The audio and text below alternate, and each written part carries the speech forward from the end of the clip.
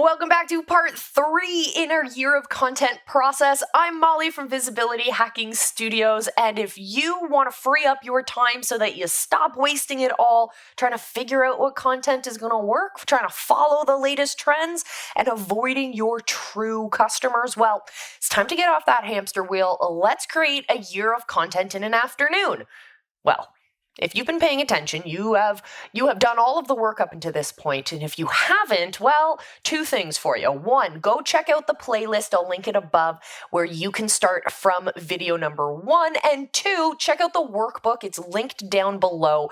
You can download that workbook, follow along, and create your year of content plan as well. Today, we're going a little bit further. So technically, you're done the year of content plan, but I want to help you make your life a little bit easier, how you can be massively visible, how you can find yourself getting the attention of your ideal customers, because it's like you show up everywhere. Well, I will show you the secret of how to do that today. Yeah, we're talking about repurposing your content, but in a way that allows you to scale effortlessly. So if that interests you, roll the intro, see you on the other side.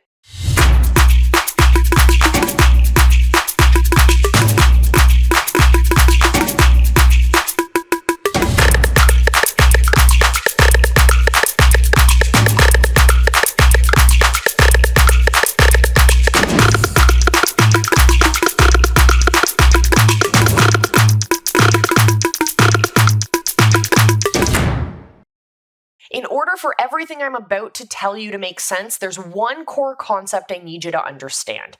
And this is the idea of creating core content from which we derive smaller bits and micro content, repurposing our content. Your core piece of content is going to be something that's more long form. So whether you're writing longer blog posts, or you have an interview you do, or you write a newsletter article, or you have an interview with an interesting person, or you have a podcast, or you have a live show. There's so many different types of core content that you can create, but I need you to identify what types of core content do you like to create? What are you creating on a regular basis? So once you've identified your core content, that's when everything gets interesting. A lot of the times, we use the year of content process to identify that weekly headlines that are going to inform those core pieces of content.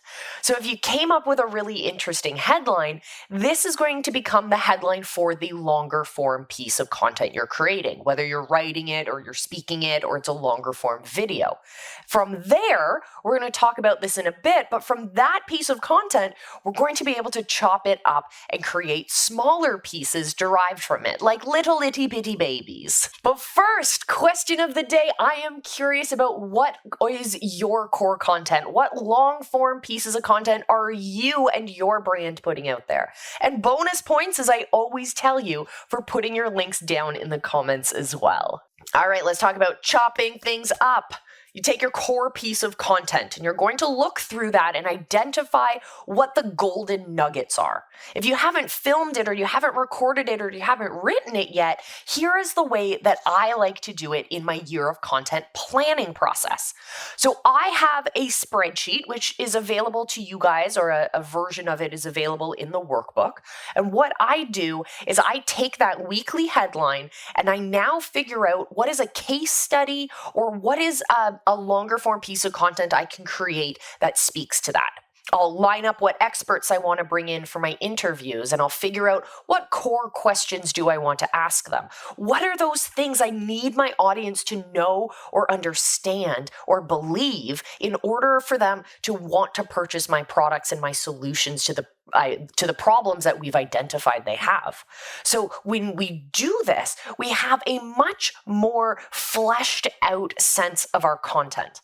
And for me, when I sketch it out this way and I come up with those key topics in my planning process, oh boy, does it make the rest of my massive visibility plan simple.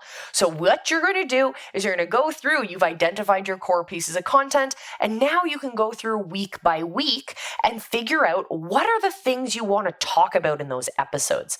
That way, when it comes to our editing, after you've created that piece of content, that core piece of content, we now have key moments, key points that we're going to chop out of that video and create micro content and mini content off of. I promise you, it is 1,000 times simpler and more effective when you've planned it out in this way, when you actually plan for gold rather than just hoping you find that right snippet.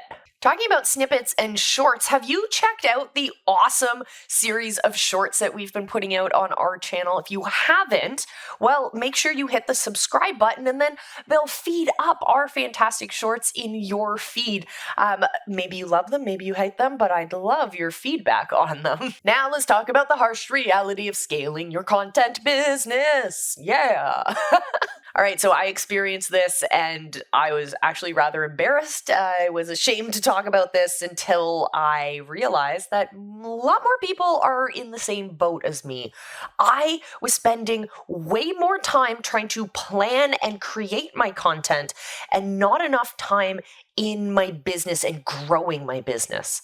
I was like, I serve a completely different set of customers, but I'm spending all of my time focusing on my marketing content. I wasn't really spending enough time focusing on the customers I already had, on fulfilling and of nurturing those relationships. So don't you worry. We're going to have that conversation before you finish your year of content plan so that you are prepared. I had a little bit of a problem with this overwhelm. It was causing serious health issues for me. So I needed to do something because you know me, I'm about options, not excuses. So I found an assistant who can help me publish and stay organized so that I don't have to spend all of my time with my content. So I want you to think about what your content planning and creation process is, whether or not there are friction points along the way, whether or not there's a process gap, a place that you could fill in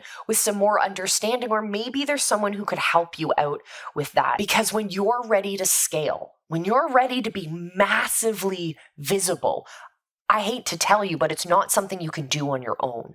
It's something you can do on your own if you don't care about fulfilling with your customers, but marketing and creating that content and being present is a completely separate job than running your business. So I advise, look for the help. Look to find a community of people who can help you out with that. And of course, come join us in the Visibility Hackers Facebook group. We would love to support you. We'd love to shine you out. But before you do, I want you to think about your scalability. Do you have the processes, people, systems, and resources in place in order to have that scalability, to truly make 10 times the amount of content that you're already creating? And not creating just content for the sake of content, because we don't do that, right? So let's recap. Your homework, your action steps are to go through and think up your core pieces of content and what talking points you're going to have for them, for each and every one of those headlines you've created. Once you have the core piece of content outlined and the micro pieces that may be able to be chopped out of that piece, then you truly do have a fully fleshed out year of content plan. But I'm not leaving you there. There is another video in this series. You're going to have to come back for that. Definitely check out the playlist if you want to start from video number 1. Get your workbook down at the links below, and I will see you in our next one.